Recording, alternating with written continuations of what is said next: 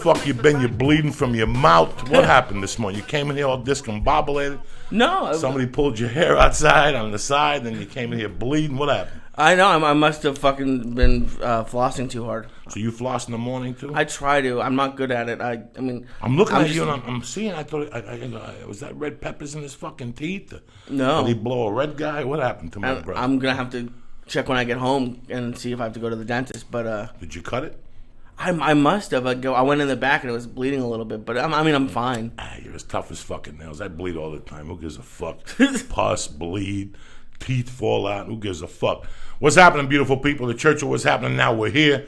Sorry about yesterday. As you people know, I got a colonoscopy. Thank you for all your wishes and for asking and for sending love. And then last night, the fucking guest canceled at like 10 to 6. He was sick. He's been sick for a while. I was gonna get this acting guy, and he coached me through Analyze That. His name is Jimmy DeStefano. He's running the Actors Studio now in Hollywood. He's a fucking great guy I think he's from the island or something. I've known him for like 15 years, and he got sick. So we were left in a bind. I didn't want to give you guys a 50% podcast. I wasn't up to par. The fucking anesthesia. You want me to tell you something, man? What happened? I never realized this. Yesterday, they wouldn't let me. Lee drove me down. I want to thank Lee for picking me up at 5:30. Of course. People always want to pick you up when you get something in your ass. You know what I'm saying? Like if you call somebody and go, I got to go here now, fuck you. No. I got to go to this place. They're going to stick a camera up my ass. No shit. I'll be there at 5:15, you know. Lee was outside ready to laugh and giggle. He had the bloggy with him. I was going to say, if they would have let us into a podcast, that would have been the number one podcast ever recorded. Oh, my God. I fucking fainted. I fainted when they put the IV in my hand because I hadn't eaten for 24 hours. I went in there, and I was thinking about it. And it was warm in there, and they put the fucking thing in, and the needle shocked my body. I mean, it didn't even fucking hurt. Just the thought of it. Your mind is a fucked up thing. And just the thought of it gave me... I always go into these skunk sweats. Like I feel sweat all over. It's like a light layer of mist that just comes out of me when I'm about to faint or whatever. I didn't faint. I had Santana on the iPod. But besides that, I got to tell you, man, it wasn't a bad experience at all. I have gone on the internet on like Wednesday or Monday or something and checked out different diets leading up to it and what I should do, and I listened to some of them. But the main thing I didn't listen to was the fear part. People were already saying, that the stuff to drink is terrible. It's amazing when you let people get into your head. Mm-hmm. It's like anything else. It's like being at home for dinner with your family and going, you know what, tonight I'm going to go down to the local thing. I'm going to get on stage and say poetry. Why would you want to do something like that? Don't you know that sucks? Don't you know? And it's so weird how sometimes you let the negative comments affect you, but sometimes you just steam right through it. Like I thought you have to drink a potion 24 hours before they stick the camera up your asshole because it cleans out your colon. But everybody said the thing was very tough to drink. And I was a little apprehensive because I don't like taste. Like I don't drink milk because of the taste. I don't like vegetables because of the taste. Texture and taste have destroyed me. The Dolce diet is a great diet. I see people losing weight with it all the time. I just don't like a lot of those things. I don't like tofu, the texture of tofu. I don't like a lot of that shit, Yeah. And even my dad was working when I called him and told him, he was like, "Oh, that thing is terrible. It doesn't taste good." And then when I picked you up, you're like, "Eh." Listen, nothing fucking tastes good, but this was clear. Number one, this was clear, which really helped a lot because I thought it was going to be like milk of fucking magnesia with a weird taste, but it was clear. My wife put 2 packages of Crystal Light in it, lemon lime, and a little bit of water, I think. You're supposed to dilute it. And, guys, I put a straw in it so it only hits the back of your throat. That's what a lot of people said. Make it very cold.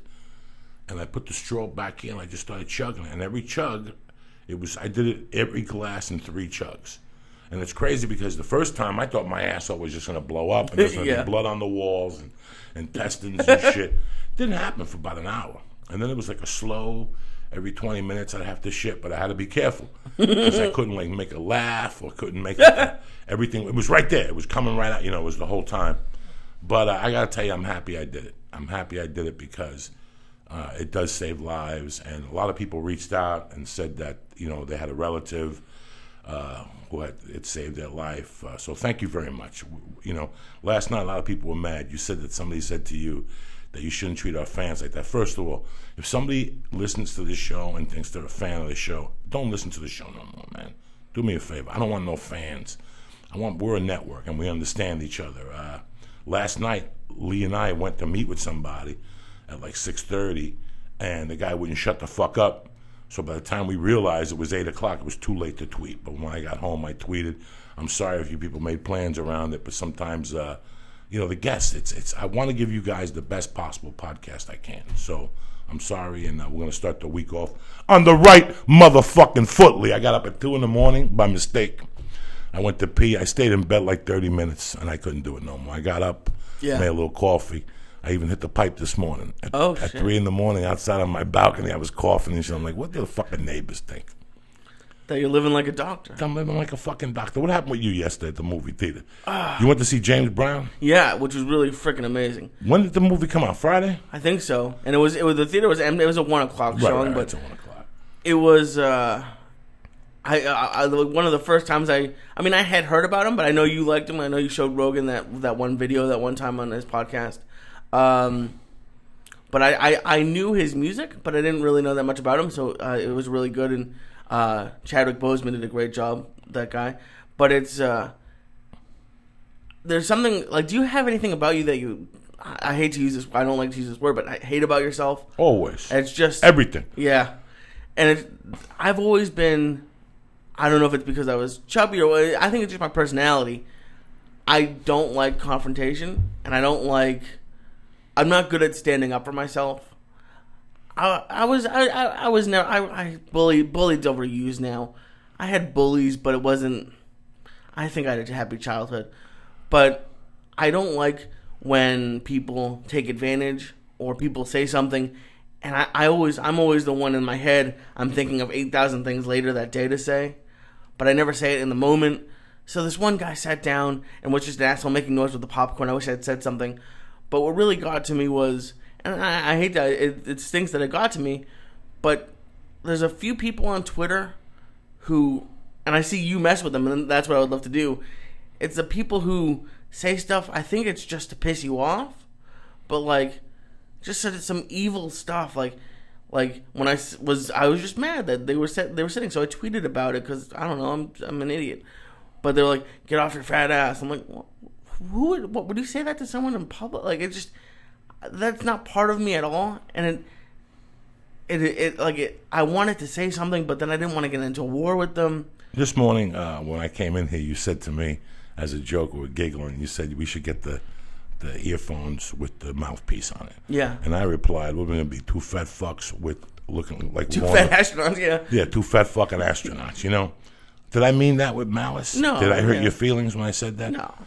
It's the way people say things. Yeah. It's not how you say, it's the way people say things. I'm guilty of it also sometimes without realizing, but you got to understand I'm saying it to you with love as a goof. Sometimes yeah. I don't mind fucking around with people, but if I don't know you, don't cross that fucking line. Right. Because I never cross it. I was raised never to cross that line, so I would never cross that line. When I first got the longest yard, and I went out on the road after the longest yard, it was the things people said to me were mind-bogglingly. They said things to me that didn't even want me to. I didn't want to go on the road anymore. They said to you in public? In public, like to Holy be shit. cute in front of their girlfriends or to test themselves. Those people I look at and I fucking pray for. When we were in Vegas, somebody made a comment. Some jerk-off got on the line. And remember, he got next to me. He goes, "This is the first time I've been close to this, a Mexican." Yeah, I remember. You remember that guy? I wanted to smack him in the mouth. But I prayed for him. All you could do as he walks away is say, you know what? I hope you don't run into somebody who doesn't understand. Yeah. And that's going to happen for one of those jerk-offs. Those are the people that you walk out of a bar and they're on the floor, and their girlfriend's going, "You're an asshole," to the guy, and the guy's bleeding from his mouth and he's passed out. That's that guy. Yeah. That's that guy that goes over borders. There's always people that there's a line. There's a line of those are the people that weren't accepted, and and they try to be cute in front of their girlfriends. I see it all the time. I see it once a month. I walk out of somewhere. I'm at a comedy club, and there's a circle, and there's a guy on the fucking floor bleeding, and the girlfriend, "He didn't say nothing. He didn't mean it." Yes, he did. He thought he was cute, and that's what happens after 10 o'clock. On Twitter, you have this this, I don't need to, you don't know what my face looks like. Yeah. You know what? If you want to call me out and I go to your page and you have a real page, I will look for the reason why you would say something like that. And I will say something and push, and then you'll push back to Joe. You know I love you. Okay. But there's people who just get on. I don't understand those people. I don't understand who would wake up in the morning and go, you know what, today I'm going to set up a fake Twitter page, and I'm going to call Dana a bald fuck. I'm going to call Joe Rogan a bald fuck. I'm going to call Diaz a fat fuck. I'm going to call Lee a Jew. I never understood that. Those are the things I don't comprehend. Yeah. But that's our society today. There's people who think they're cute. Somebody sent a thread to me the other day from Reddit, and it's amazing. People said that we're misogynists, that I'm a misogynist, that it's the church of what's happening now, but I always talk about the past. The reason why I talk about the past on this show, Lee, the reason why I tell a story every episode is because I feel, I have this thing. I'm very insecure, and growing up I was very insecure. And after my mother, from the ages of 28 to 30, I was a ball of insecurity. And we all are. We don't know what our next move is. We don't know. There's some people who know. But right. 60% of us, if you're listening to this fucking podcast, you were one of those people that you were a little scared. Maybe you didn't know what you want to do and you were confused. And I was one of those people that was very, very fucking insecure. I think you have it also. You walk into a room. I don't like that feeling. That's what I don't like. Mm-hmm. And after I feel insecure about something, I look at what's going on and I go, you know what? Fuck these motherfuckers. Nobody's better than me in this fucking room. And I tell these stories. I tell the stories about me waking up next to a piece of shit. I tell the stories of me robbing people or me stealing a fucking change jar. You think I like telling those stories? You think anybody else would have the honesty to tell those stories on the air? But I want you to understand that people could change. That is what I talk about in this thing, that we're not fucked up. We're just going through a bad fucking spell. We change. And you evolve as a human being. If you don't, you're a fucking idiot if you don't fucking evolve So, when I see those people on Twitter that send, I don't know if it's an insecurity, I don't know if it's their thing. All you could do is just look up and go, whatever God, Hindu, black, whatever. Just and that's what I always do.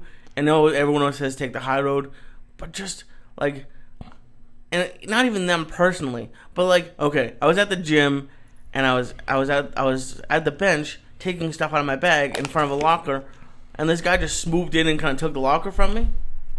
And it's not a big thing. I just got another locker, but like I wanted to be that guy. I'd be like, hey man, that's my locker. Like that's not even a big thing to say at all, and it probably wouldn't have even been a fight. But it's I don't like in myself that I don't know if it's shyness or insecure. I don't know what it is, and I don't know exactly what to do to fix it. Say something. Oh, it makes me so nervous. Say something, and you'll get it over with. And don't call the guy an asshole. Just go, excuse me, that's my locker, bro. Or excuse me, sir, can you stop with the popcorn? I'm trying to watch a movie. Yeah, I would love to. I don't understand. First off, again, you're at a movie theater. The movie theater's empty. Where do these two jerk-offs sit? I see the way from me. Yeah, you understand me? You got to look at those motherfuckers and go, are you fucking retarded? There's a huge theater and you're 2 seats from me. That's what I hate when they go to restaurants, too. You go to a restaurant, the host sits people on top of you. The restaurant's empty. Get these fucking people away from me. Right. I want to spread out. Maybe there's 3 of us here, and we're talking about eating pussy and stabbing a bitch, and I got this fucking guy, family of kids next to me. Now we got to sit here like fucking mutes because you don't want the waiter to go from one end to the other. Fuck him. Fuck him. That's his fucking job, Yeah. It's, Lee, say something. Say something. I had the same problem. When I first got here, I had the same fucking problem. And I wouldn't say nothing for 2 reasons. I didn't want nobody to think I was a bad guy, and my addiction. I didn't want nobody to fuck up my addiction. And then one day I started talking. And then when I got off the addiction, I started talking, and now they don't like me. But when I open my mouth, it's because I'm protecting myself. I'm not opening my mouth to be a jerk off. I'm opening my mouth to say, hey, enough. Yeah. Whatever the fuck you think you're doing, you're not going to do. I'm not opening my mouth to fight nobody. I'm an old man. I got problems. I've been in prison. I don't want to fight nobody. I don't have time for that shit. But you do have your space in this life, and that's all you have. We were talking earlier about these people now that everybody's taking sides. We live in a society where it's cool to take sides or it's cool to open up your mouth without really knowing what's going the fuck on. Mm-hmm. And I was very scared when I got to LA. I was insecure again. I was a young comic. I wanted to do well. I wanted people to like me. I wanted to be likable. So for years, people said shit, and I didn't say nothing. One night I was at the store, and I walked back there, and some comedian, Wild Willie Parsons, brought me up, and he said something about me. Till this day, I think about it. I should have said something to him. But you know what? Where's Wild Willie Parsons today? He's fucking irrelevant. Yeah. So it doesn't really fucking matter what he said or what he didn't fucking say. You know, to this day, I love to fucking punch him in the fucking head, those old-style comics. But you know what? I took the fucking high road. Yeah. And I looked at him, and I put it in God's hands, and I'm still here. Where the fuck is he? Yeah. What the fuck? What was the last TV show he did? What was the last fucking reality show he did? What was the last anything he fucking did? So, you follow me? When you call somebody out like that, maybe you should think about yourself, what the fuck you're doing. But at least say something. Say something, and it doesn't have to be in a bad way. Just please say something so you make yourself feel better. You know, when I go to the colonoscopy, today I got to drive down to jiu-jitsu. I'm going down to where we were yesterday, to the pier around there on Wilshire, to go to Regan Machado's at 10 o'clock. Ask me if I want to go there. How long you know me? I don't even like driving to the fucking store. But it's time, you know, it's time to get out of your fucking comfort zone. Yeah. You know, sometimes you have to get, so I'm going to go down there. I also called in for spots at the Comedy Store this week. You know, Tommy got fired from the Comedy Store. It's been a big deal around town. I didn't give a fuck that Tommy got fired or not. You know, I just want to, I know there's something missing from my life. I know that during the week, I only do spots like I'll drop in at Flappers, or on Wednesdays I'll go to the Ha Ha. And not to put the Ha Ha down or to put Flappers down. You know, Bill Burr's at the store, Mark Maron's at the store, Ari's at the store, you know, Sebastian Maniscalco's at the store. There's all these comics, and that's the A-League. And if you want to play in the A-League, that's where I have to go. It's my home. That's where I developed as a comic. That's where I fucked myself up and made myself a man. So I'm going to go back this weekend and do some spots. You know, somebody called me for a weekend fallout, so I'm going to wait today and see. And I just called in for Wednesday and Thursday because I had the podcast and I didn't know about tonight. I might even go down there tonight if I have nothing to do, just to see it, say hello and whatever. Because, you know, I'm not going to sit here and preach going out of your comfort zone and then I don't do it myself. Yeah. And I thought about it yesterday when I hung up with Hegan Machado. I go, what am I thinking going down to class down there? And I go, it's time to get out of my fucking comfort zone. I don't have much going on today. I wrote this morning. I'm going to go down there, fucking go to jiu-jitsu, come back, wash my pussy, go to acupuncture, and take it to the park. Yeah. That's my fucking day today. No, it's you've been on me to go to a class at the gym now, and part of it is that you're shy. You're shy. You're not fucking. You're not tip top shape. That's the thing. Like, you think you're gonna have to leave after 30 minutes? Perfect. Yeah. Just walk into the class. If it starts at 8:15, look at the clock and go, if I make it to 8:30 today, I'm good. And then when you go next week, some chick's going to come up to you and go, hey, man, what happened to you last week? Were you okay? And you go, you know, I wasn't in shape. My calf was bothering me. I got a cramp. I didn't drink enough water. Whatever you have to say, but you keep going. Yeah. And you keep trying them. And you may not like it. Hey, I belong to the Y. I've taken Simple Stretch at the Y. I've taken Simple Stretch. I've taken all the yogas. I've taken Tai Chi at the Y. I've taken the cardio fit at the Y. I take the spin class at the Y. I've broken it up over the years. I don't go anymore because I like the teachers. Like there was a one spin teacher that her husband was a kickboxer. So half her workout was kicking. And then she put you on the bike and really run your legs. She left. Oh, okay. And then I had the chick who called in here. I forget what her name is off the bat. She was a great yoga teacher. Then she left, you know. So you get accustomed to the teachers. Now I'm dying to go back to the Y to a class. I went Saturday and took Mercy swimming, and my wife did the yoga. Well, I took Mercy swimming. I don't know if I told you about that. What a fucking day that was. Oh, wow. No, you didn't. A lot of fucking kids in that goddamn class. Yeah, it's just my whole personality is to kind of not be seen, I guess. Like I always go to the back of the ellipticals.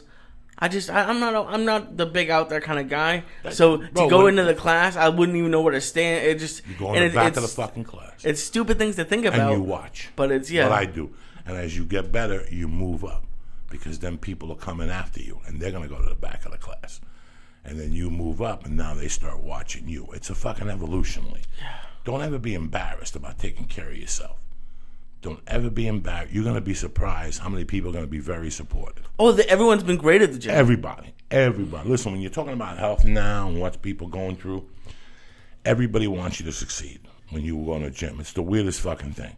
You know, you were asking me, man, you're going more and more to jiu-jitsu now. You know what? Everybody wants me to succeed, even though they know I'm fucking horrible. I'm horrible. Yeah. It doesn't matter. If I don't keep going, this is anything. If I don't keep showing what I talk on this fucking podcast with you is garbage. What I talk on the Rogan podcast is garbage. This is what I truly feel in my heart. So for me to get better at jiu-jitsu, and it's not even about the jiu-jitsu for me. It's about getting healthy. It's about getting, my blood moving. It's about just moving around, sweating, and just getting the fuck out of here. Not having comedy on my mind all the time. I hate when I have comedy on my mind all the time because then nothing gets accomplished. I can't write. I can't do nothing. It's when I'm loose that I can fucking write, Yeah. Like last night I tried to write the whole story about the colonoscopy. And there was maybe 2 or 3 funny fucking things. Like they give you pictures of your asshole to take home and look at them in your colon. And you're like, why do I want to look at pictures? You didn't bring them in? No, I didn't bring them in. I'm not taking those out of the house. I think I ripped them up. Why would they give you a picture of your asshole like they show it from the beginning? Yeah. And how tight my little asshole's tight, bro. That motherfucker was tight. That thing is waterproof. You can't get a drip of fucking water in there, wind. You know how some roofs have like a little gap? Nothing. You could see it was smeared, like it was spun around, like it knew something was coming in there. It circled that motherfucker. Well, you can keep it in your wallet, and when people are showing pictures of their kids, you can be like, look at this. Look at my asshole. I know. look at Lee cracking funnies today. But no, I tried to write it out last night and think of funny experiences, and there really wasn't nothing funny about it, But that was funny. They give you pictures of your asshole. Yeah. They give you pictures of your colon. They show you where your little thing, because they pulled out 3 little things, but they were all benign. They were nothing. They were just little. Oh, so you got the results? Is everything fine? Yeah, okay. They'll call me today with the thing, but the guy goes, nah, there's nothing there. He wanted me to eat a more high-fiber diet. Yeah. He goes, I want you to eat a little bit more lettuce. But he goes, it looks good for a fat guy. He goes, for a big guy, usually guys your size come in here and they got all that Burger King residue on their asshole and, fish and chips and fucking fast food and nachos and Doritos. Yeah. He goes, you didn't have that. And I told him, I don't eat fast food. I go, I really don't eat any fast food at all, I'm sure, I don't even know why I'm asking you this, but since I've been eating healthier, I find I'm shitting less. Am I doing something wrong, or should I be... Sure, I'm trying to eat more fiber, but like, what am I, the ass doctor? I don't know, but I mean, I figure I look at you, I'm like, well, you probably takes good shits. You're eating smaller meals. Yeah. So you're not going to take those horse shits that you usually do, Lee. Okay. You're I was getting worried, like it's just like not that much. If you're eating fucking 8 ounces of food instead of, what were you eating before? 92 pounds of food. Yeah. It condenses. You're going to be on the toilet for a while. But you cut your diet in half, so obviously you don't have to sit. You cut all your time in half. You don't have to sit there. God forbid we talk about shit on the podcast. People get mad at us. Don't talk about it. It was a beautiful podcast that you brought up a fart or something. What are you going to do? It's a way of life. Well, you don't know what you don't fart, cocksucker. Lee Syatt looking good this fucking morning on a Tuesday morning. Again, we're sorry about yesterday. I know you people were sitting around going, Joey, it's fucking Monday. What's crack-a-lacking here? We can't get rid of the devil. Yesterday, we couldn't do the podcast in the morning. No. That was wild, man. And I felt bad. I really did. I like Monday morning podcasts. Yeah, me too. I fucking love getting up and love yelling and love listening to fucking music. Where's the music, Lee? Play something for me. Play a little fucking Aerosmith for me. Something. Oh. I know you got something there. Oh, shit, we forgot. That's right. We forgot. We'll do it. I played it this morning also. I played it yesterday. I played it this morning. Oh, shit.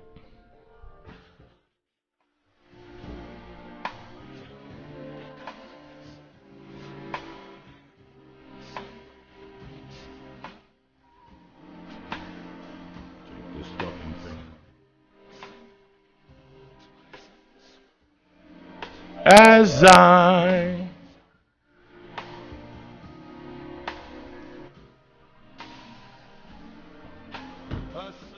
Lee, yes. I watched a fucking tremendous movie. Yeah, you were telling me. And it was more than just a movie for me. It was like fucking some symbolism. Something happened the other night. What made the colonoscopy easier was, one, my friend Jim Handy. I want to give him a shout out. He's recovering from cancer. I don't think it's ass cancer. It's just a regular. He's getting chemo done right now. Jesus. But the main reason why did this, and what made it easier is I could say, well, the people on, that listen to the podcast, a lot of people email me, thank you for those. But what made it a lot easier was my friend Marilyn Martinez passed in 2007. She was the one that, about a week or two before I quit doing blow, she was the one that looked me in the eye and said, Joe, you have to stop doing blow. And she died in 2007 at her fucking remembrance. I went fucking crazy on Jeff Valdez and was going to choke him. They did a write-up. But she died of colon cancer, so it made it easier for me to take the test. Now, I'm a big Peter Sellers fan. One of my biggest comedy influences is The Pink Panther with Peter Sellers. I love those movies. I love the physical comedy. I love his faces. She always told me that Being There was his best movie. Being There is his best movie. You got to watch it. So last week, if it's not fucking on Sundance, Being There, and I tape it. And Saturday night or Sunday, in the daytime, we started watching it. I had nowhere to go. I had to sit there. So I started watching it, and it was Peter Sellers. He's like a gardener, and his boss dies, and nobody really knows who he is, and blah, blah, blah. And then he gets hit by a car by Shirley MacLaine. They throw him out of the house, and he gets hit by a car. And she brings him home, and her husband's filthy rich and introduces him to the President of the United States. And it just goes on and on and on. But you know those movies that you watch, and you'll keep asking yourself, why the fuck am I watching this? Yeah. You ever had those movies that you're like, why the fuck am I watching this movie? All the time, but you just can't turn it off. Or some movies I'll turn the fuck off. This one, I kept watching it going, I wonder where this is fucking going. Sure enough, it takes me deeper and deeper, and then I don't want to give up the plot. I don't want to be that guy. All I want to say is the fucking ending blew my mind. It was one of the strongest endings that I had ever seen in a film. And first off, his performance was fucking extraordinary, because I had never seen him do anything. Well, I've seen him do one movie where it was an early Peter Sellers movie. I don't know what the name of it is, but I watched him do this, and it was just fucking amazingly to see this guy not be funny. He was not funny. He was charming when he would laugh. He was charming, but he wasn't funny. Did it take you out of it at all at the beginning? Because sometimes, did it take you out of it? Because sometimes if a comedic actor tries to do a dramatic role, like I can't see it sometimes. No, I saw it. I followed him the whole way. He was that captivating that I followed him the whole way. And it had such an ending that I sat there for. What happened was you have to do the medicine they give you to clean you out. You have to do it 5 p.m. So I went to bed at 9. I got up at 2. And I drank the other half. You have to drink 2 bottles. Oh, wow. So after 2, you're not going to go to bed, because that's where the shit really starts coming out. So I watched it at 2. I put it on at 2 and drank a cup of coffee, because 4 hours before the procedure, you can't drink any liquid. So I just drank coffee from 2 to 2:30, and then I watched this film. And it was amazing that's when I decided to call Marilyn. That's when I decided to call the store.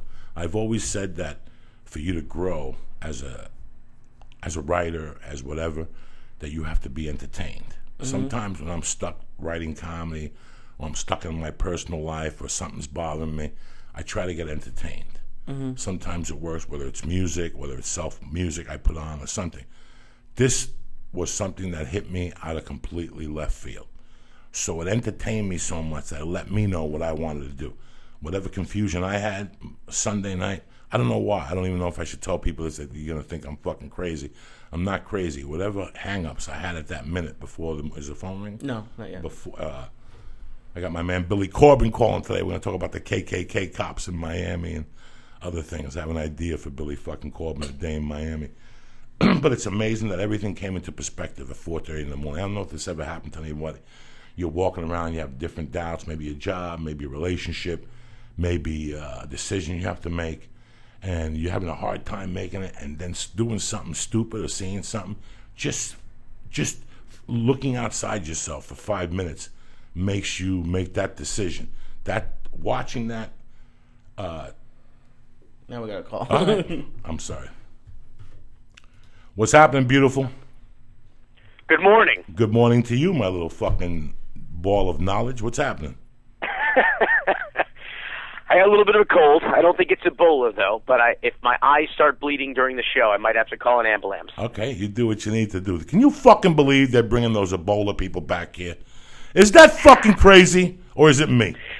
Well, first of all, the first thing that's crazy is apparently there's a secret serum.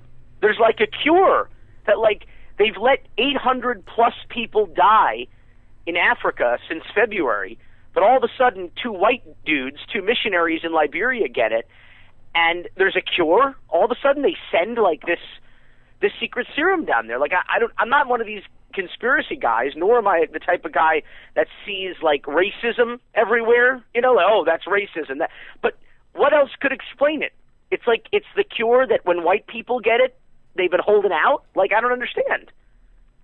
That's fucking amazing. Because they and said that's why they're bringing them back, because they're giving them the serum first, I think.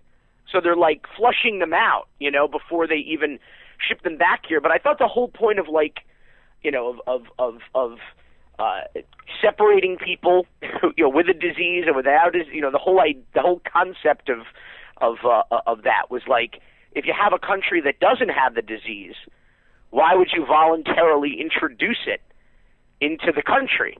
Like, so far, America's been clean, right? I mean, we've been okay, and now we're going to fly people over who have the disease. It seems rather misguided. I will agree with you.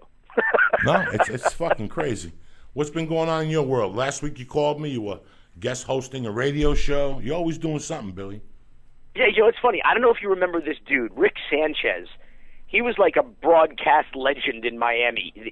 They were part of the big movement that changed local news into the if it bleeds, it leads mentality into that era. So his station was revolutionary, if you could call it that, in that form of, you know, shock jock local news. And he was like the Howard Stern of that local news era. And he goes national, as a lot of the talent in Miami does. Eventually, I think he went to MSNBC, then he went to CNN, then he made some pretty famous remarks referencing Jews in the media, in like, because Jon Stewart was making fun of him on The Daily Show, which I would think would be an honor for any newsman or news person. And so he makes some remarks, and the next thing you know, he gets shit canned. He gets fired from his CNN gig. And now he's back in Miami he's doing this local radio show, and he just started like this Spanglish language, like local news comedy type of show, almost his own Daily Show, or however you say Daily Show in Espanol.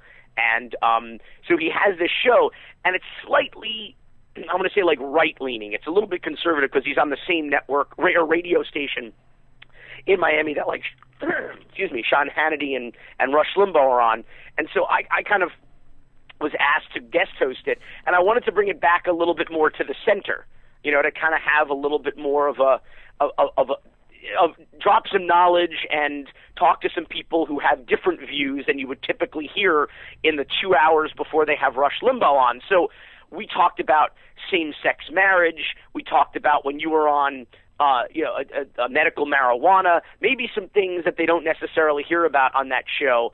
And I didn't want to ever get invited back on again. So I was like, let's just drop truth bombs all over this show for 3 days while I was guest hosting it. And that's what you did. You always deliver. You always deliver. You're a fucking man of so many fucking things. You know, I follow like, I don't even know who the fuck I follow on Twitter.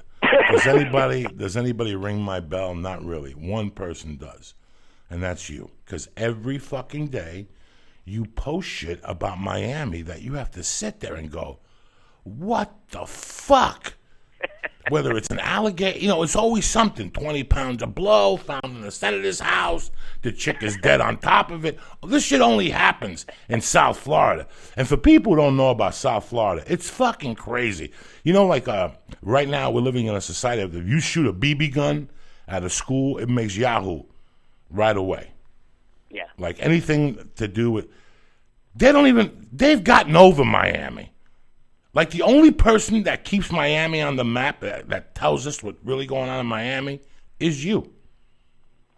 Well, I think about the crazy shit that I did as a kid, and I wasn't that crazy of a kid, but I think about like what happens to kids today for just doing stupid stuff. Like I remember, my elementary school was like the local neighborhood elementary school, so like we'd ride our bikes there on the weekends, and we would like hop the fence and climb up on the roof and run around on the roof. And I think today kids would get tasered to death for doing something like that. Like they'd be arrested for, they'd be 11 years old and get arrested for trespassing and damage to school property, and they would ruin these kids' lives, as opposed to just being like some young mischievous kids who aren't looking to hurt anybody, but you're just kind of, filling the dead air between school days on the weekend, and you're right about that. Like the second some dumb shit happens, it's somehow all over social media. Sometimes it's even true. But in the case of Florida, there was just like, this is why we built our business here. Our company, when we went to Sundance in 2001 with our first documentary, we were like the youngest guys in the history, youngest filmmakers at that time in the history of Sundance. We were the only guys from Miami, filmmakers from Miami. And everybody said we did like, our movie like was on the front page of the New York Post. It was about the alleged rape of a stripper at the Delta Chi frat house at the University of Florida in Gainesville. And the whole night's events with the strippers and the alleged rape were all caught on videotape. And we put it in the movie. And so it became a big deal because of how graphic the footage was. And people disagreed when they saw the footage whether or not it was a rape or a consensual sex act. Seeing the same footage, they disagreed about whether it was a rape or not. So it made a big splash, and then we did like 60 interviews in 6 days, and all the press asked the same question. The last question was always the same. They were like, "Okay, you guys have been anointed the belles of the Sundance Ball by New York Post. Are you going to move to L.A.? You're going to move to New York?" And we're like, "Hell no, we're going back home to Miami." And they're like, "Well, why?" And we said, "Well, first of all, that's why you call it home, because it's where you go back to when you're done doing other shit, And second of all, we knew that this town was just an untapped resource of just so many compelling characters and stories. And what's my old saying that I always go to? It's L.A. is where you go when you want to be somebody, New York's where you go when you are somebody, and Miami's where you go when you want to be somebody else. And that kind of informs the whole attitude of the place, of Florida in general. Like Edna Buchanan, the Pulitzer Prize-winning crime reporter, once said, it's like Miami's like the end of the line. If you're running from anything in this country, eventually you're going to run out. You're going to run out of time and run out of space in Miami. That's how far you can run. And the truth is, we have a saying in Florida that the further north you go, the further south you are, as you go up the state. Miami is like the Atlanta of Florida. Like you have Atlanta and then you have the rest of Georgia. That's what Florida's like. We have Miami. There's a couple places that are kind of like, Palm Beach, Broward, and Miami-Dade County are like the blue tip on a red cock of Florida, and believe me, there's nothing the rest of the state of Florida would enjoy more than being able to circumcise South Florida off the rest of the state. And so even crazier shit seems to happen in like Central Florida and Northern Florida, and that's why you find a lot of the guests on like Jerry Springer type shows. A lot of them come from Central Florida, which is where your KKK cops are from, of course. You got to break that down for us, because when I read that shit, I had to stop and look 10 times. Trust me, it didn't shock me. I know it exists. But when you make it Florida your home, it really hits home down there. The KKK cops. Well, I got to say, I think, by which I mean I hope, that this is an isolated kind of an incident. This is a very small town. Florida's got a lot of small towns. It's not just Miami and Miami Beach and Palm Beach and all the places, Fort Lauderdale, all the places that people envision or come to when they visit Florida, like Orlando, for example. This is a town, Fruitland Park. It's got about 4,000 people. It's just north of Orlando, which is, of course, home to Disney World, the happiest place on earth. And but just below Ocala, which is like an equestrian, small country equestrian type of community. So Fruitland Park is what it's called. And as much as I like to say that this is an isolated incident, even in a state as crazy as Florida, even with the police corruption stories that seem to come out of here, unfortunately, daily, you really haven't experienced the full spectrum of Florida's insanity till you've seen this photograph. And I know you've seen it, Joey, because I posted it on Twitter, yes. of a cop with his badge, with his gun belt, with his uniform, and then he's got the Klan hood on and the Klan robe on top of that. I mean, it's absolutely petrifying, just this picture alone. Talk about speaking 1,000 words, but what happened was this department has about 13 officers in the entire department. That's the whole thing. And it turns out that of this small department, you had maybe 4 employees, 3 officers potentially, and a secretary who was once married to one of the officers, were members of the Ku Klux Klan, one of whom who actually resigned in 2009.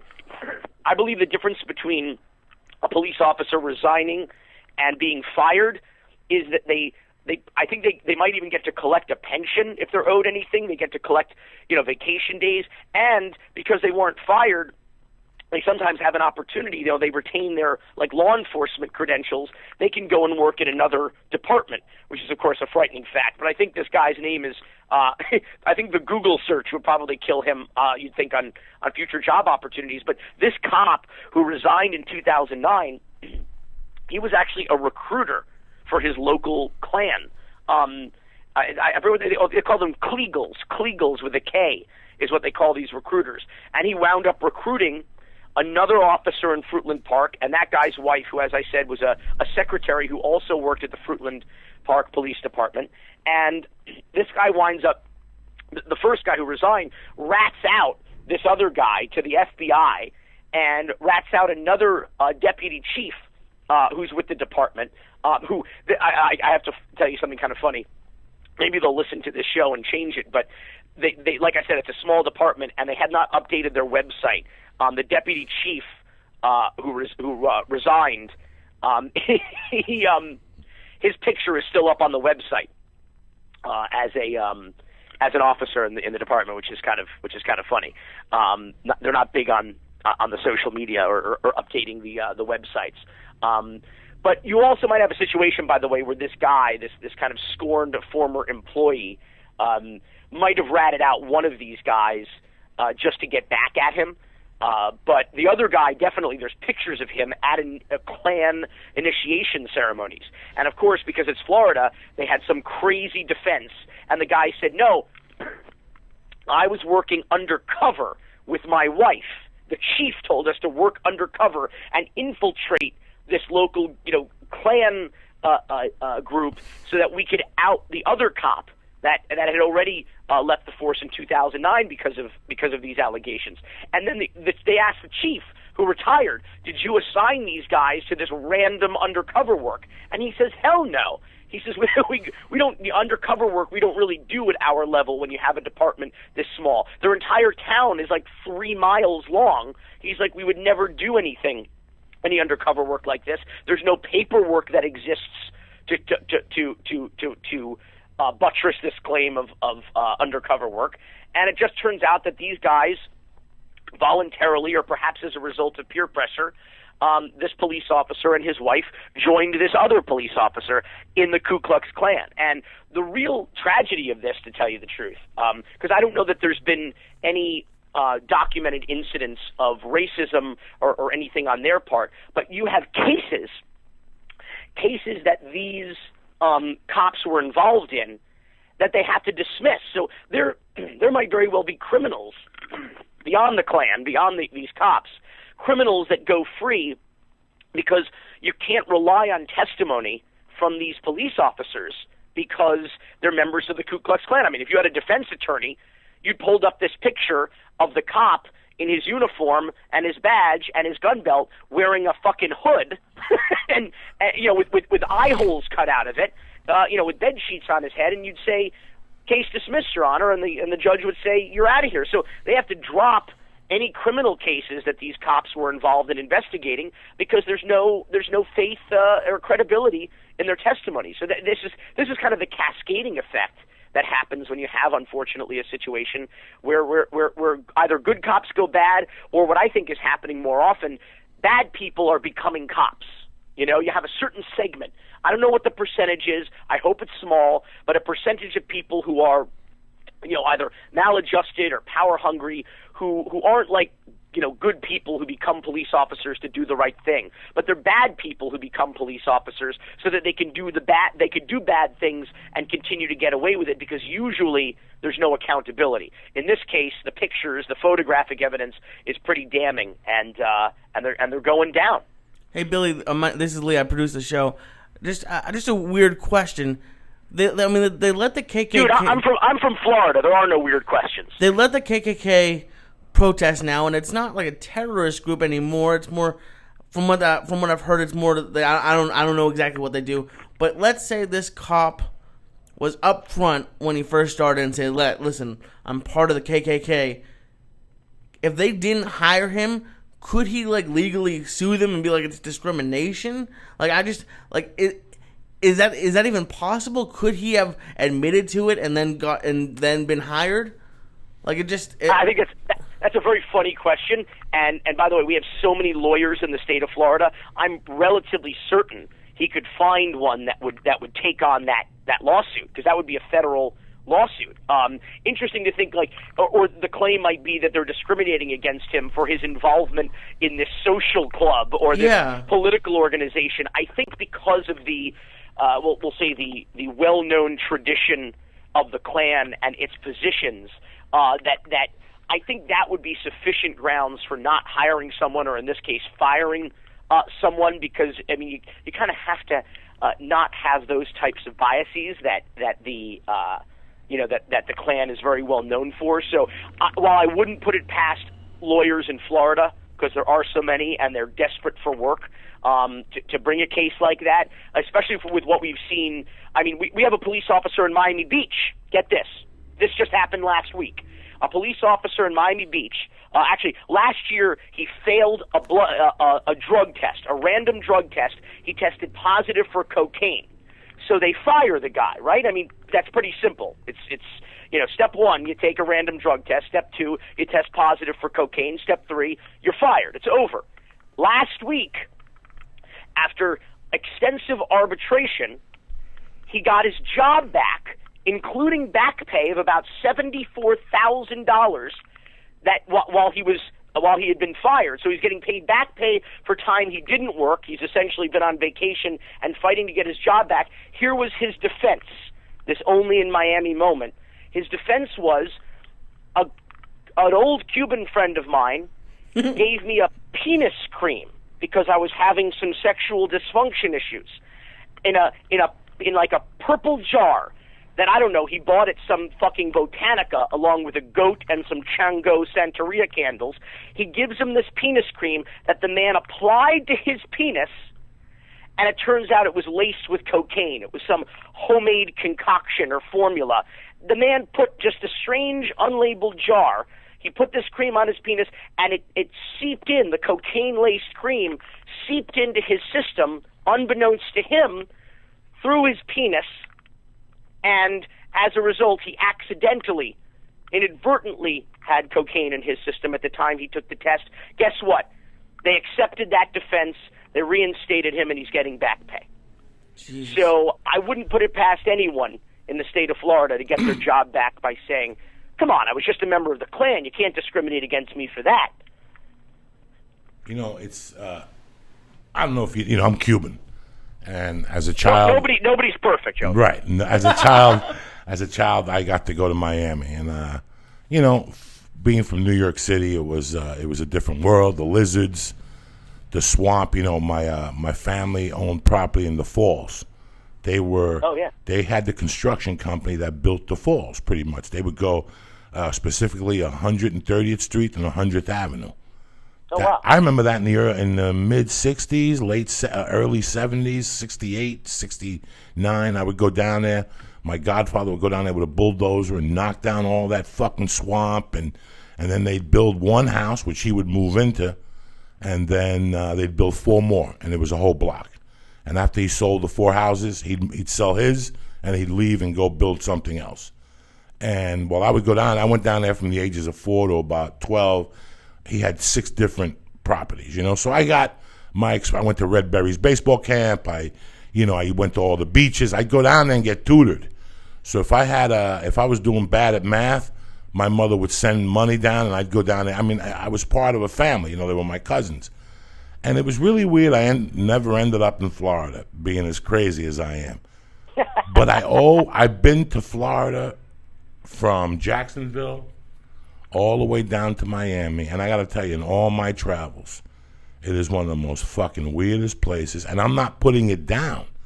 When I went on the Lam in '82, I lived in Sarasota for 2 fucking months. Of course. Talk about, nobody will find you in Sarasota. No, I think statistically, the vast majority of fugitives come to on Florida. America's Most Wanted are picked up in events, Florida. they get caught in Florida. Usually. If you watch that show on this, when I go on the road on Fridays and Saturdays, I enjoy it because I get to watch daytime TV, something I don't watch. I get a notebook, I get coffee, I smoke some weed, and I try to write jokes, listen to, Gangland and shit like that. But there's a show on one of those things that I almost got caught. It's on Discovery or something, and it's always about a guy. Discovery ID. Yeah, one of those. It's always about I almost got caught. And 80% of the time, they go through Florida. I watched one about a kid from the Brooklyn that robbed a family, and he went to Florida. And then when he was in Florida, in West Palm, he robbed the sheriff's house by mistake. And here's the weird thing, that he was doing all this in when he was 25, and he got arrested in '88 in Vegas finally. And I related a lot to his story. He was a career fucking criminal, and he's not going to get released till 2025 because Florida has him. Because Florida will give you some fucking time also. Oh yeah, they give you time. We have big private prison industry here. That's why. My God. 88% of Floridians right now. This is the latest polling. 88% of Florida voters support medical marijuana, which is going to be on the ballot in November, Amendment 2. Vote yes if you're listening in the state of Florida. But 88% support it, 10% are against it. I'm estimating the other 2% were too stoned to respond to the poll. But 10%, that's it. When was the last time 88% of anybody agreed on anything, for crying out loud? And the 10% who are against it, Governor Rick Scott, who has an interest in private prisons and in a drug testing company.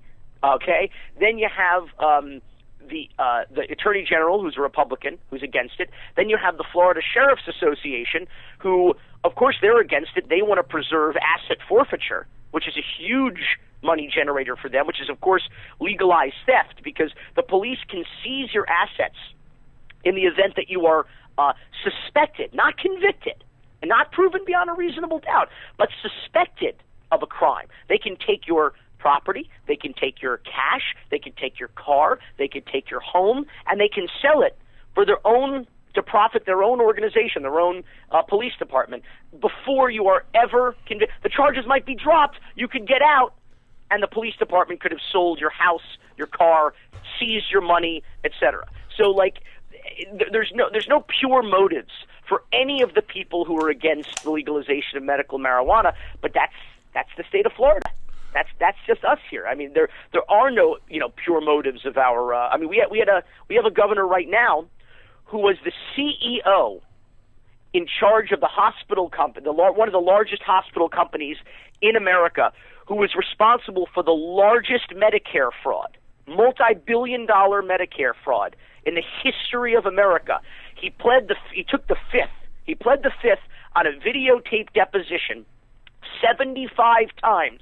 Then he spent $75 million of his own money, the ill-gotten gains he got from this Medicare fraud company, and became the governor of the state of Florida. And this is the guy who's the governor of state of Florida. To the credit of Floridians, the same schmucks us who elected him, he has had the lowest poll ratings of any governor in in America for the last for his term the last 3-4 years. But this is who runs the state, and I always joke. I say, listen, if you're going to be the governor of the great state of Michigan, for example, Okay, you want a guy who knows something about the biggest industry in your state, which is of course the automobile industry. And if you're going to be the governor of the state of Florida, you want somebody who knows something about one of our biggest industries, Medicare fraud. So there you go. What do they say? In a democracy, people get the government they deserve. Well, bienvenido a Florida. You know, it's no 88% is no surprise. And again, I'm not proud of this fact, but part of my love for Florida was the drugs. I mean, when I first discovered cocaine, I was down there in 84, 83, and I had never seen anything like that. I had never seen anything like that. In fact, this guy who I was watching that show the other day, I almost got caught, went to Florida, and his first morning in Florida, he says he wakes up, he looks out the window, and there's cops everywhere with their guns drawn. And he fucking hides under the bed, and after 5 minutes, if they don't kick in the door, he calls it's 1983 in Miami. They're doing a reenactment. And he calls the front desk, and he goes, "Excuse me, I just woke up, and there's cops all over the thing." He goes, "Oh, don't worry about it. They just found, 22 bales of blow on the beach.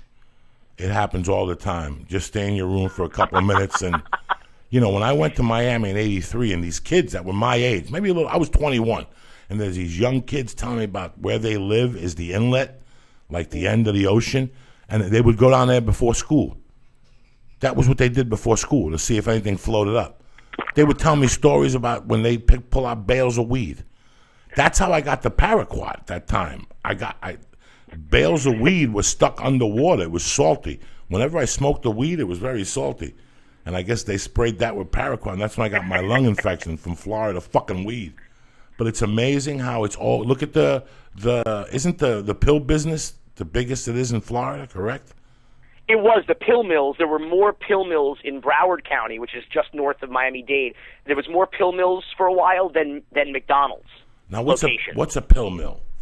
So a pill mill was one of these. It was kind of a throwback. I don't know if you remember the pain relief centers back in the 70s and 80s, where they sold Quaaludes, and it was kind of like this gray market situation. So the pill mills are mostly Oxy right now. They're mostly Oxy. Which was killing up to 7 people a day in Florida for a while. Can you imagine? We were killing 7 people a day on Oxy, on these quote legal, toxic prescription drugs, but 10% of Florida is against medical marijuana. But meanwhile, they had this situation where you would go into these pain relief centers here in South Florida, and you would basically go to one window where a doctor would look you up and down and say, "Oh, you're not well, you need a prescription," and they'd hand you a prescription. Then he would take a big step to the left, you would take a big step to the right to the next window, and you'd open up the window, and there would be the pharmacist, sometimes the same guy as the doctor who just quote-unquote examined you, and they would fill your prescription right there. And these basically just became kind of drug dens of sorts, and you had a situation where people from Kentucky were coming, or people were going from Florida to Kentucky with the Oxy. They call it the Appalachian Trail, and the sheriffs in towns in Kentucky said they were pulling over more people with Florida plates than Kentucky plates, and they were bringing up these drugs, and people were just dropping dead left and right. And you could just go right from Florida, from the pill mills, right up the Appalachian Trail, as they said, and sell these drugs. And people were just, whether you were kids, women, whoever, just dropping dead from Oxy. And they started to crack down. It took years. But there's always that learning curve, with law enforcement, catching up to drug trends and things like that. But this is a legal drug, quote-unquote legal drug, FDA approved.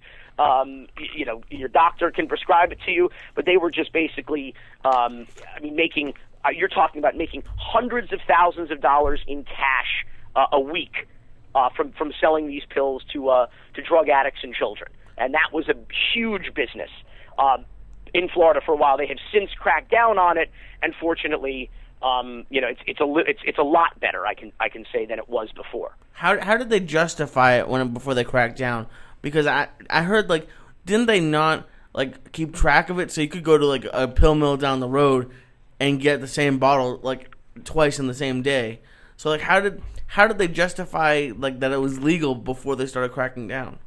Oh, it was worse. I mean, you would walk in and you could bring an X-ray. It could be someone else's X-ray. The doctor would look at it upside down. He'd hold it up to the light and say, "Yeah, you're in bad shape. Here's your prescription." I mean, these were total cursory bullshit examinations, and also you had some of the same businesses, as I said, selling the pills. There was nothing really legal about it. It was more of, I'll say, it was a gray area of the law, because again, these pills are legal. They can be sold through pharmacy. You can get them at Walgreens, at CVS.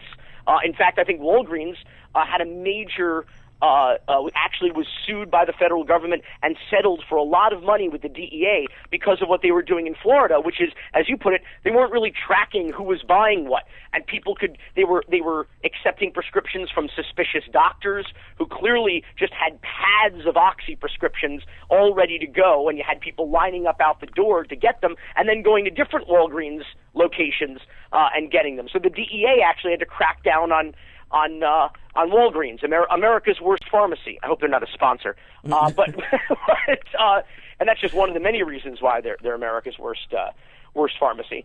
They also moved offshore to take their profits with them as well. So they can sell poison to American children and kill them with impunity, but they won't pay taxes.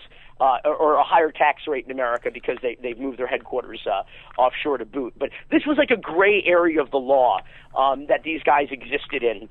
It just took time for them to catch up. It's crazy how they make the distinction, because my first job for 2 years was CVS, the pharmacy, in Massachusetts. And towards the end of me working there, it was the big cough syrup and cough medicine craze. And I literally had to card and scan licenses for people, and they went bananas. And it makes sense. I mean, moms would come in with sick kids, and maybe they just walked over to the store, and I would have to literally scan and write down their address in a little book and make sure they can only buy a certain amount of that, and that was bad. But they can have OxyContin stores like 7-Elevens in certain areas. Well, here's the problem with that. Of course, there's also scissor. I mean, are you gonna take fingerprints from everybody who buys cough syrup? But this is the problem: is that we all kind of become criminalized. I mean, I would go into this is a problem with because one of the active ingredients in the allergy meds, of course, is necessary for the creation of meth. But you need a shit ton of it. But every time allergy season would roll around, and I would go to CVS or Walgreens, to get some Claritin, because I'm clearly congested. I can't breathe. I run into the store, and the next thing you know, they need my ID. I need to fill out some paperwork. They need to see my passport. I need to give them an aspirin, and it's like, what the hell? It's like it criminalizes everybody. I mean, you need a shit ton of Claritin to make meth. I would need pallets full of it on forklifts to make meth. If I was Breaking Bad, but you just want to buy some allergy meds, and the next thing it's the same thing with. It's all security theater to some extent or another. I mean, we can't all be meth dealers. We can't all be terrorists like the TSA treats all of us. We can't be. But this is a classic case of your because of the problems that we're now all guilty until proven innocent. Do you think part of it? And I'm not even a conspiracy theorist, but meth is pretty easy and cheap. It's one of the people who are poor might make meth, and people who do pills might be a little bit more well off. Do you think that's part of it? Like they want to keep the rich people happy and keep the poor people. They focus on them. Like, I'm not even a conspiracy theorist, but just thinking about I don't know where it comes from. Well, it's all about. I think it's less about that and more about the special interests, because of course the major pharmaceutical companies are the ones who help finance Washington and finance political campaigns. They're the ones who own things like Oxy. What they don't want you doing is making your own concoctions at home. You know what I mean? Whether it's moonshining with an at-home distillery, whether it's creating your own at-home drugs, whether it's growing your own marijuana, because then you're taking money out of the pockets of the billion-dollar pharmaceuticals. It's not a conspiracy theory. It's just a simple, it's a simple follow the money. I looked up those stats. Walgreens had to pay $80 million in fines to end the DEA probe that had allowed millions and millions of Oxy to reach the black market. They were doing one, of course, always a Florida connection, as I said. But so in 6 Walgreens pharmacies in Florida ordered more than 1 million pills a year, whereas in 2011, the average pharmacy in the U.S. ordered about 63,000 oxygen tablets. Damn. One pharmacy in Fort Myers, which is my hometown, Dunk City, baby, they were ordering 95,000 pills in 2009. And then in 2011, they ordered 2.2 million oxy pills. So that's what Walgreens. So they just ignored red flags, is what the DEA said. I mean, they just thought, oh, business is booming. Yes, 7 people a day are dying in the state of Florida, but hey, that equals millions of dollars into the pockets of Walgreens, and they're not even paying taxes in America. So what do they care? It's hysterical that I love drugs. I really did. I could lie to you and say, I was that much of a fucking loser. I loved it. I loved getting high. I loved a couple lines and a Valium, and I ate the Quaaludes. I ate the fucking Benzo. I mean, I ate all those downers. I ate a 16th of an Oxycontin, and I got to tell you, I knew it wasn't for me. From 1/16 of a I'm pill? so grateful that your heart is still beating. A 16th. Why didn't you like it? It was one of the roughest things. It was like my pressure dropped. Like the color went out in my face. It was one of those type of drugs that I laid down. I got up the next morning and said, you know what? I've done a lot of things. That is not for me. That is not for me. I don't want them around me. Do I want those? I could see. Lee, you made a good point, and I think you'll agree with me, Billy. Pills are the fucking drugs of fucking rich white people. Again, pills are the drugs. If you look at who's eating Oxycontin, yeah, it's a bunch of fucking junkies. That's a junkie pill. But what about the other pills that we have? What about these ADD pills that people are using and misusing? Adderall, is that what it is? Adderall and all that. Adderall. What about the people who chug down Valiums all day in the name of anxiety? Because nobody has more anxiety than me. How the fuck are you going to chug down 10 fucking Valiums and move around? What's this Ambien drug that they... The sleeping pill? That's scary. Oh, man. That's who takes fucking Ambien?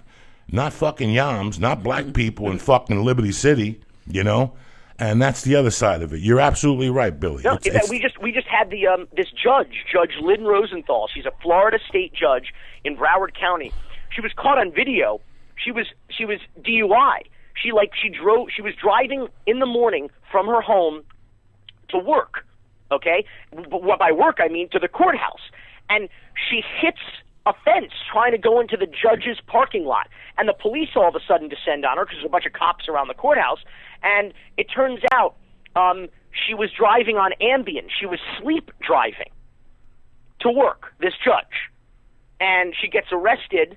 She also had Xanax on her, by the way, but she swears that she didn't take it, and she wouldn't let the cops take any blood from her to drug test her effectively. But she did. I believe she took a urine test, and she was clean for alcohol. So it was just this Ambien that she had taken. She was sleep driving. She could have killed somebody. She fortunately didn't. But because she's a judge, they dropped her DUI charge. They reduced it to reckless driving. She was sentenced to 3 months of probation and 24 hours of community service. Now, imagine if it had been you or I. What would have happened in that case?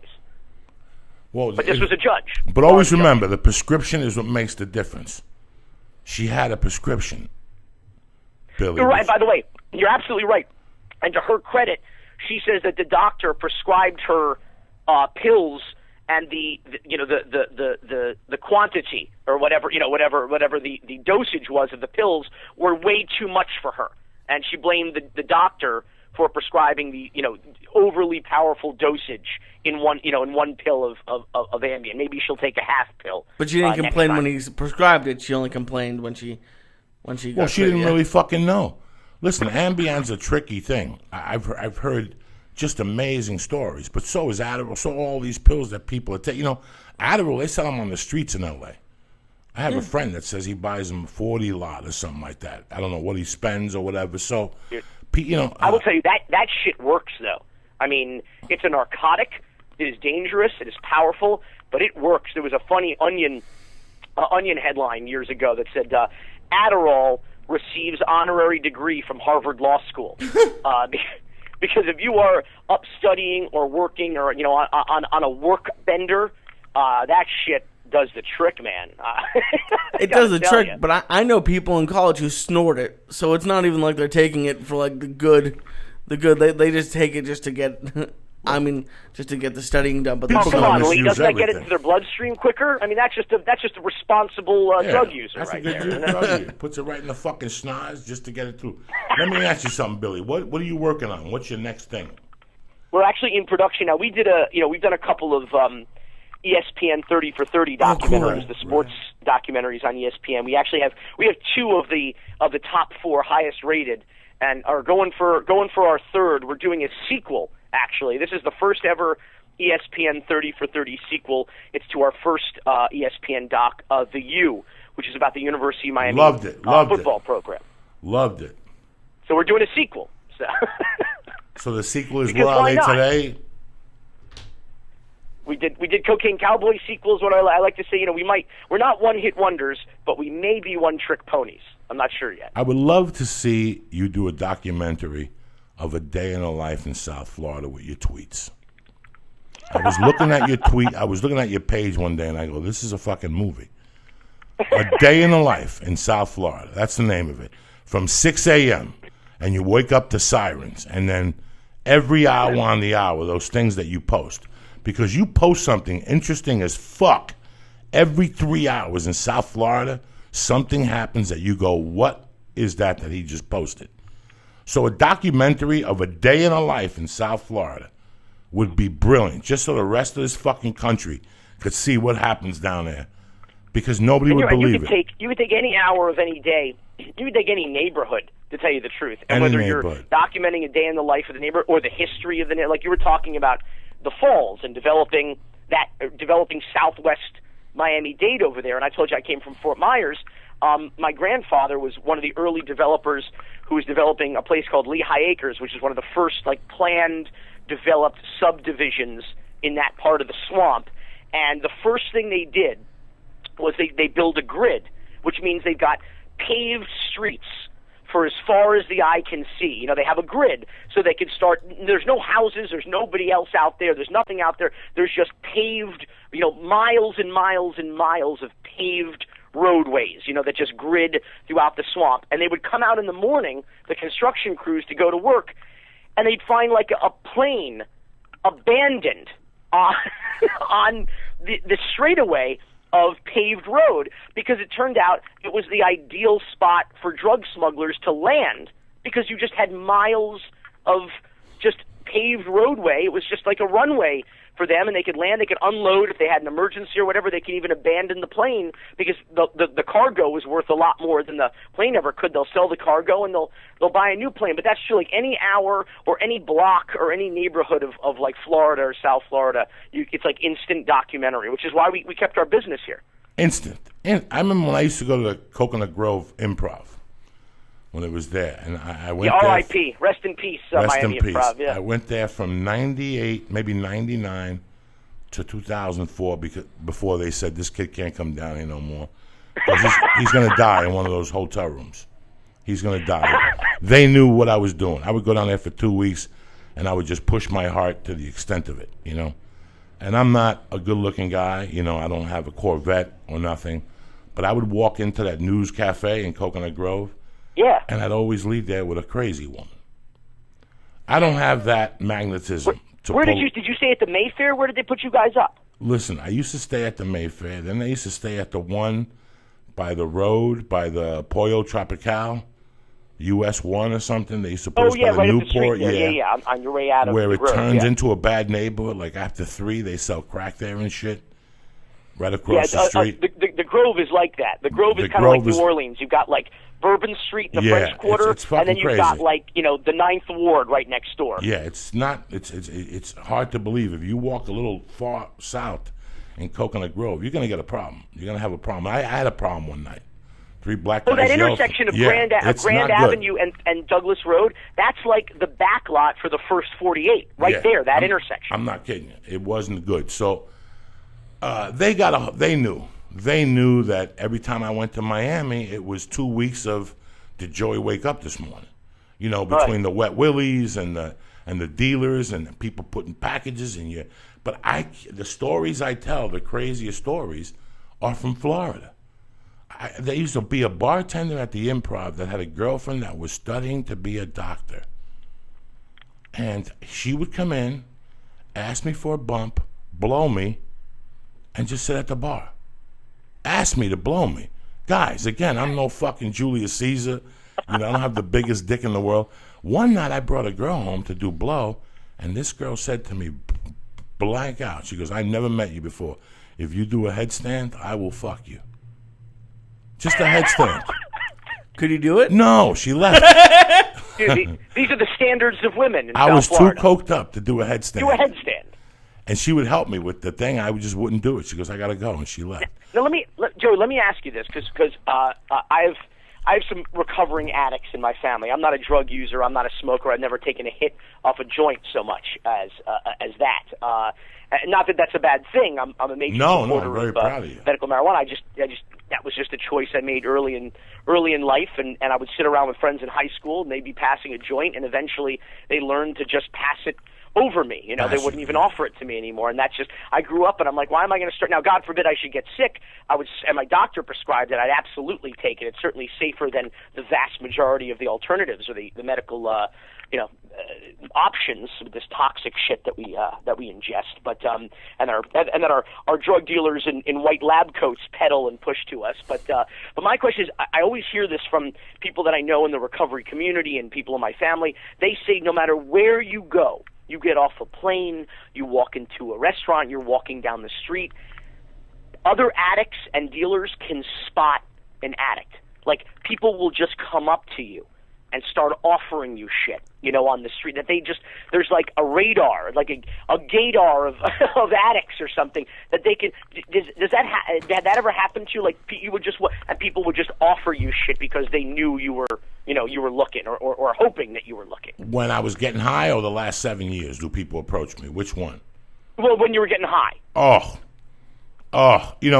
They say there's a big heroin movement in Hollywood.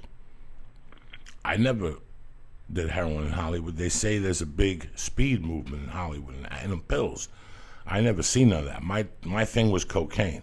From 1984 to 2007, Billy, even if I didn't want to do cocaine, it mysteriously bumped into me. There was a point that I think I was even cursed. If I tell you this, the rest of the people who listen, they're going to think I'm crazy. But I'm not crazy when I tell you this because you grew up with it. There was a time in my life from 85 to maybe 94 or 5 that I was convinced that somebody put a Santeria spell on me to just snort coke. Because no matter what I did, it always bumped into me. In fact, it would bump into me for free sometimes. Even I when guess that bump pun is intended. It didn't. Oh, the bump pun. I mean, even when I remember getting arrested, bailing out, and moving in with a roommate who I thought was clean, a decent guy, and I found out he was a huge drug dealer. I had luck like that. I always had luck like that I meet somebody and they'd say, oh, my sister deals drugs. Oh, you want to stay there? She needs somebody to watch the house. Just don't touch the coke. Okay. I'm not going to touch the fucking coke. That's what my life was like for the longest time. I remember meeting a guy. One of my best friends said to me one time, he goes, Coke, sleep downstairs. If you need a bump, the coke is under the baby crib. So you would have to pick the baby up and go under the crib and take the baggie out. You know how many times I picked that baby up one night, stealing coke all fucking night long? Every time I went in the room, the baby would look at me and go, I can't get moved no more. He was like a fucking year old, this girl. That's John Roberts in Cocaine Cowboys, the big cocaine wholesaler that we interviewed in Cocaine Cowboys, and then Cocaine Cowboys Reloaded, which is now streaming on Netflix. Cocaine Cowboys Reloaded. John said that he would, sometimes if he'd bring girls over, he'd have his girlfriend or she would have her girlfriends over at the house.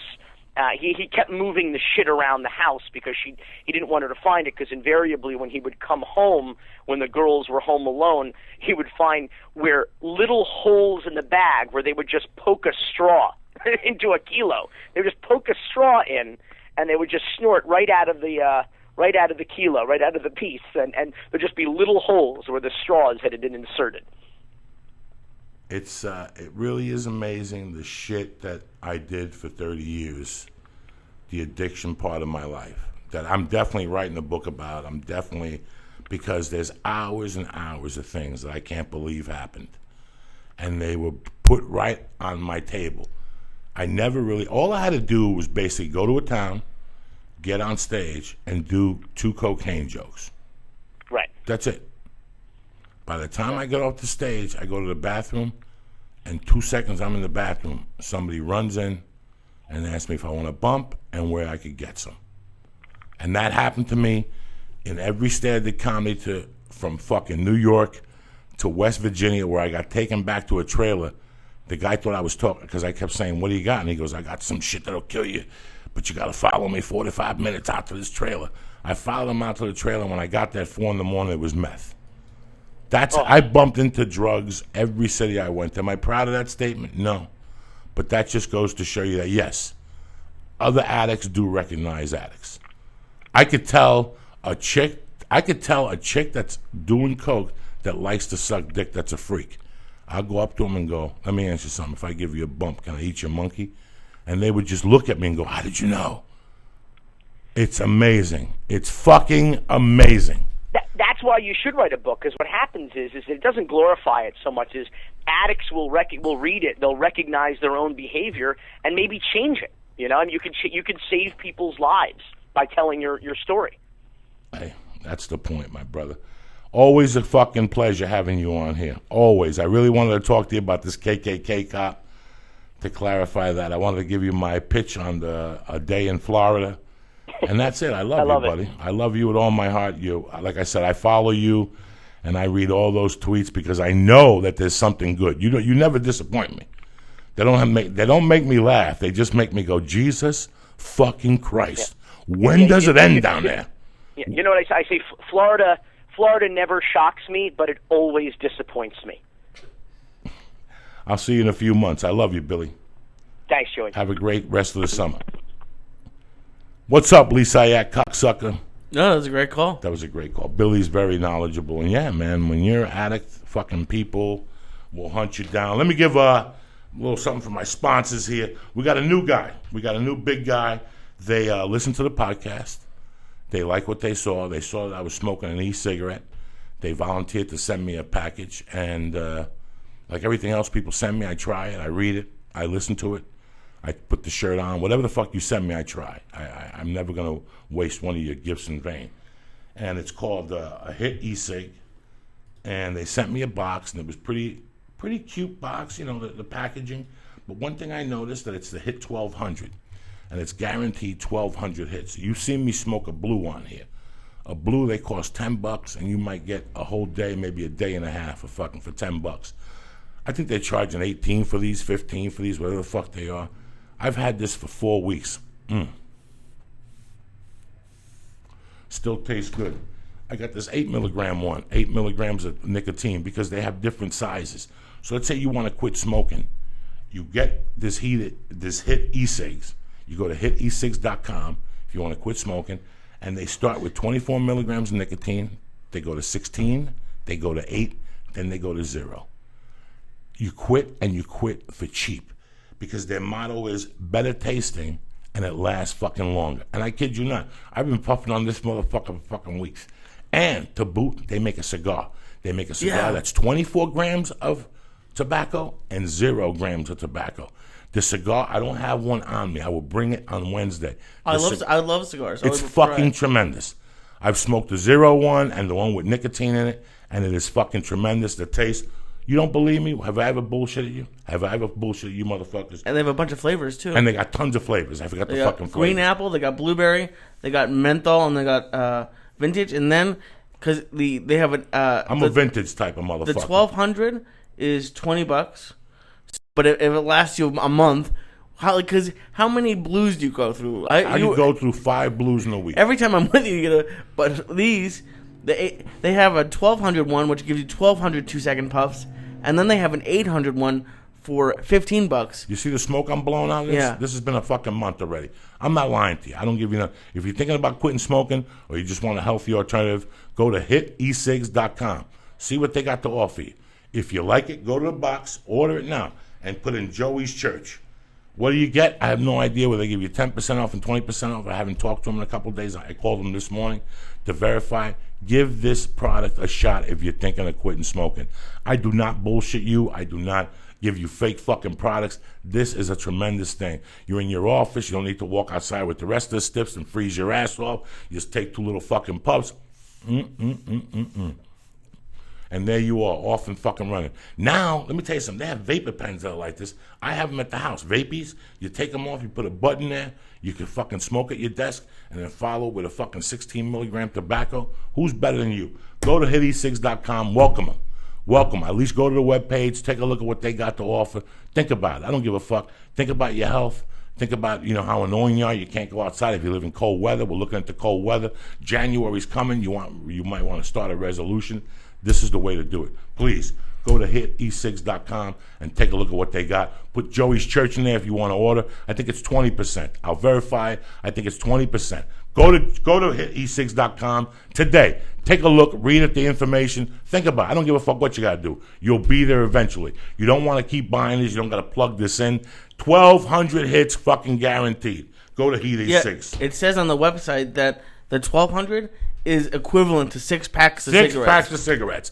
That's 120 fucking cigarettes. You'll be smoking, huffing, and puffing for fucking weeks. Go to HitE6 today. Why stop? Stop fucking around. Stop killing yourself with this fucking nicotine, all right? You want to get healthy? Start with Onnit.com. Go to fucking Onnit. I got the Shroom Tech in the mail the other day, and I got to tell you something. My knee's not fucking hurting. And I hate to say this because you ever go on TV and you watch a product like sleep apnea? They have this thing, do you snore? And you can order this mouthpiece. Let me tell you something. As family, that mouthpiece ain't going to do shit for you from TV. You got to order it, and they, like Joe Rogan, they did the thing in his mouth, and they measured his mouth and his tongue. You're not going to get a piece from TV, and it's going to fucking save your life, okay? I'm telling you that right fucking now. What was he talking about?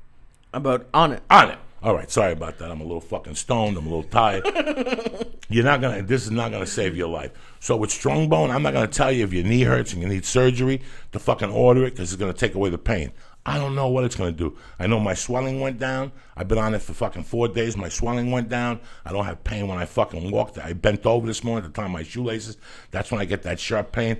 Onnit fucking works. Whether it's the Alpha Brain, whether it's the Hemp Force protein shakes, whether it's the fucking ropes or the kettlebells, go to Onnit today. You're looking to get healthy, cut the shit. This is optimization. This is human optimization. I'm telling you, I feel better when I do the fucking Alpha Brain. I feel better when I do the Shroom Tech and I go down and fucking wrestle with fucking 25-year-olds. I'm not telling you I'm not tapping out. It makes me pick people up and throw them through walls. I'm telling them I'm more involved. I breathe more and I have more energy. Go to Onnit, press Church, and get 10% off your first order. They also have a program, stayonit.com, where the packages get delivered to your house on the first of the month. Go to Onnit today, see what they got, read it, tell me what the fuck you think, order something, you get 10% off, all right? And they deliver it right to your house if you stay on the Stay On It program, just like Dollar Shave Club. Dollar Shave Club, I fucking love these people. I love these people more and more every day. Their razors are 100% fucking tremendous. Nothing cheap about this shit. You understand me? Why are you going? No fucking bells and whistles, no lights,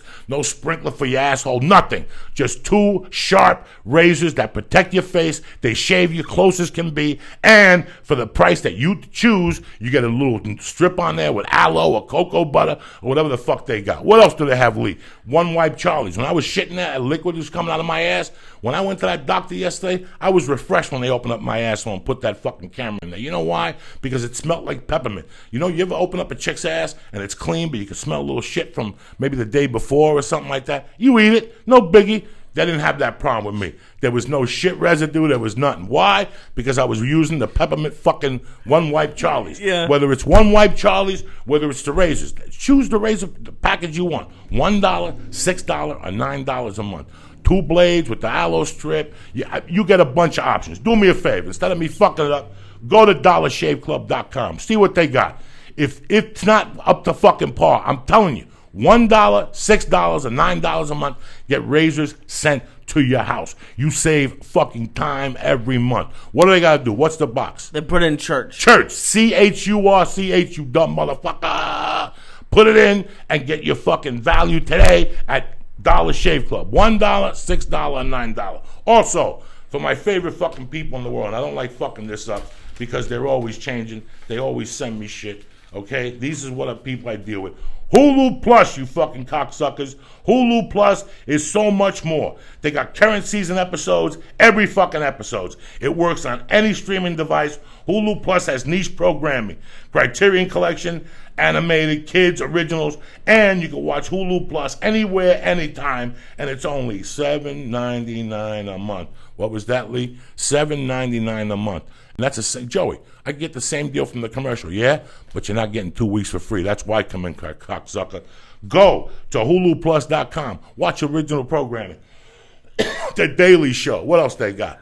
Seth Meyers Show. The Awesomes is coming back. The Simpsons is going exclusively to HuluPlus.com. Stop wasting time. Go to Hulu Plus box today and press in. Joey. And get 2 weeks for free, $7.99 a month after that. What do they press? Joey. 2 weeks for free, $7.99 a month. Why are you kidding yourself? Stop fucking around and go to Hulu Plus. Again, on it, HuluPlus.com, Dollar Shave Club, and HitE6.com. I love you motherfuckers. What's happening, Lee? Did I give shout-outs to my people? Jay Gomez, you bad motherfucker. Ashley, your boyfriend said to fucking send you something. He's been bothering me for days. Metas, Batman, whatever your fucking name is. Get it together. Mike Fitz, you cocksucker. Who loves you more than me? Inside Billy's head, you got a ball of shit with people flying. Jason Seagars, Jacob Ryu, and Yabba Dabu. I love you, cocksucker. And I want to give a special shout-out to my main man, Greg Powers, and his Asian princess up there in fucking Seattle trying to get me to go up there and turn myself in. This motherfucker offered to pay for me to go up there and turn myself in so I don't have this problem. This is why I do not ever want to hear that word fans again. We are a network, bro. We're a fucking network of savages. And we're growing daily, every fucking day. The mentality is we don't take shit from nobody, and when we walk in a room, we got the biggest dick in that motherfucking room. There's no reason to feel bad about yourself. If I annoy you with my talk about the past, don't listen anymore. I just want to show you that nobody's fucking better than you, dog. These motherfuckers ain't better than you. Every time you see me on a TV show or you see me on a stage, please clap and please think, because let me tell you something. I used to be a fucking savage, and I made it this far. So when I get on a stage or you see me on a TV show, it's not only me, it's you. It's fucking you. You could do whatever the fuck you want. You understand me? Stop looking at these people like they're Superman. Fuck them. They put their pants on one leg at a time just like you. They ain't better than you. So when you go to work today and your boss is saying to you and you're looking at him going, look, fuck him in the fucking ass. He ain't better than you. He just got to the job before you and he may know a little more, but you'll be there in a couple of years. Don't ever be fucking scared. Don't ever be fucking scared, Lee, to say something to somebody. When you're right, you're right. You got to open your mouth. You can't go around bullying people, but you got to stick up for yourself. Right. Don't ever be embarrassed about sticking up for yourself, bro. I was one of those people. You know, when I had these problems with the blow, when I promised to get off the blow, it was because I thought in my mind I was becoming a pussy. Anybody who can't say no to somebody is a fucking pussy, and I wasn't saying no to the blow. So when I got off the blow, the point of my addiction was to get balls back again.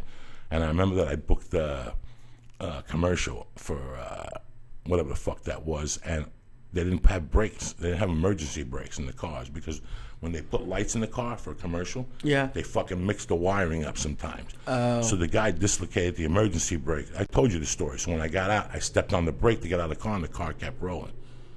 And he goes, "Who's the fucking idiot that didn't put the brake on?" And I said something like, "Fuck you, motherfucker, tell you fucking," and everybody stood there in shock. The guy didn't do nothing to me, and I didn't get fired.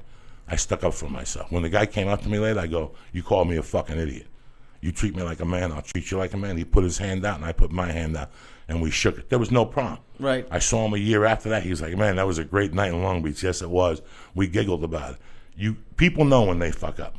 I guess in my head, you always go to like the worst possible, like, oh, we're gonna get in a fist fight, and in reality, probably nothing would happen, and they'd probably say sorry. And if they got in a fist fight, what are they going to do? They're not going to kill you. Yeah. They're going to bitch slap you. You're going to push them. You're going to fall down, whatever the fuck happens. And you know what? At least they're going to go home and say, that dude said something. Yeah. And that's the most important thing in life. You got to say something. You don't have to say it negatively, and I'm the number one person who does that. Sometimes I take things wrong, and I go at somebody in the wrong way. And I'm I'm man enough to admit it, that I have that fucking fall, that I have that fucking shortcut. But there's some people you got to say shit to. Yeah. And whether it's a parking spot, the other day I was in front of my house and I have a big parking issue in front of my house, and there's a handicap spot, and people tend to park 3 feet from it. If everybody parks 3 feet from each other, I lose 2 parking spots. And I sat there for 10 minutes, and I said, and I went up to the guy, and I go, excuse me, I live in this neighborhood. I don't give a fuck who parks here. Just park correctly. Can you move this car back? And he goes, I'm sorry, I didn't even know. Yeah. And I was scared to go up to him, and because how I approached him. I said, excuse me, I just got to, if you park this way and 8 people park this way, look, we lose 2 fucking spots. My wife is pregnant. My wife has a child. Not even a child. She's a fucking human kettlebell.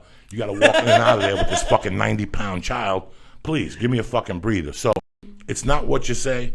It's how you fucking say. And with that, that's it. That's the church rolled up in a fucking barrel. Don't ever be scared to open your fucking mouth, especially if you're right, and especially if you're a fucking gentleman. And you women, I tell you motherfuckers to do it even double than the men. Because you guys, people talk in front of you, shit you don't want to hear. Somebody says, hey, listen, I don't want to hear that shit. And they'll look at you and go, look at this fucking bitch. But they'll respect you eventually. A couple weeks, they'll respect you because you said something. Honestly, that's why I was thinking about it, because nothing's happened with Paula. But, like, I started thinking, like, what if some guy smacked Paula's ass? And then I was scared to do so. Like, that's when I started thinking about it. I was like, fuck, I gotta get over this. So in case that happens, because God forbid that happened and I had to do something. Listen, man, I don't go to jiu-jitsu to break nobody's arm. I don't have no malice when I go to jiu-jitsu. I really don't. Right. You know, sometimes I grab Rafi, who did the thing real hard, and I apologize. Rafi, I'm so sorry. No, Joey, go. You know, one of my problems in side control is I don't like putting my shoulder in people's faces. Even if that's what you need to do. Even if the guy underneath me needs to do. Really, motherfucker, let me do it to you. Let 310 pounds rest on your face. Let me just do the side control that the guy, you know, I don't have that malice in my heart. But I also want to know that if I'm walking my daughter home from school in 3 years, I'm 54 years old, that if somebody comes up to me, all I want to do is be able to take him down and hold him there. And I'll put my 300 pounds on him. And if he resists, then I'll break his fucking shoulder. But I don't want it for that. That's not what the martial arts is about. It's to, you know, control yourself. So just do me a favor. From now on, stick up for yourself. I will. Even if I'm talking with you, later on, just say, Joey, this is what I thought. You don't have that chance on the street. But just start doing it at every level. And that's what I did. I did it at every level. If I don't like something, I don't do it. Right. You know, somebody called me last week to work a Sunday. Remember I was telling you, they work next Sunday. 10 years ago, I would have probably taken it and cursed myself on the drive down. Now, because I'm off the blow, I have the balls to tell the guy, no, I won't do it, and these are the reasons why.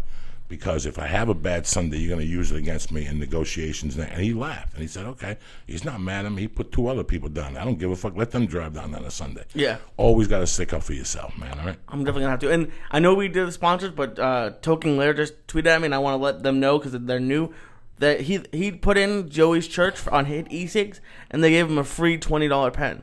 He doesn't have to pay anything. There you go, cocksuckers. Joey's Church. Go to Hit E-Cigs. Give it a shot. Let me know what you think. I love you, cocksuckers. Stay black. Have a great day and stick up for yourself because nobody else. Fuck these motherfuckers. Now that the show's over, don't forget to sign up for your free trial of Hulu Plus. Hulu Plus lets you binge on thousands of hit shows anytime, anywhere on your TV, PC, smartphone, or tablet. Support this podcast and get an extended free trial of Hulu Plus when you go to huluplus.com/Joey or go to joeydiaz.net and click on the Hulu Plus banner. And don't forget to sign up for DollarShaveClub.com. Get high-quality razors sent to your door every month for a fraction of what you pay at retail. Now go to DollarShaveClub.com/church or just go to joeydiaz.net and click on the Dollar Shave Club banner. The show is also sponsored by Onnit.com. Go there for New Mood, Alpha Brain, anything like that. Use code word CHURCH to get 10% off. And again, welcome to HitEsigs.com. Go there, use code word Joey's Church, Joeys Church, and get a discount. It looks like it's going to be $20 off of your pen.